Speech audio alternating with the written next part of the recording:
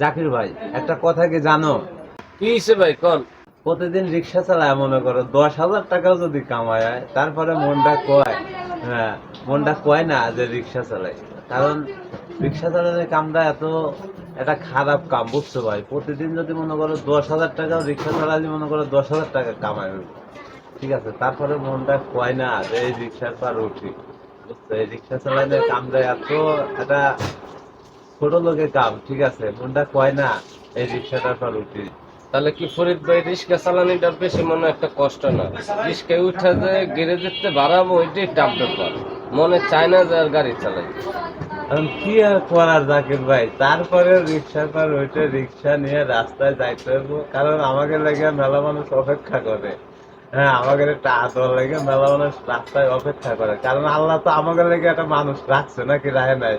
আল্লাহ আমাদের লেগে একটা মানুষ রাখছে।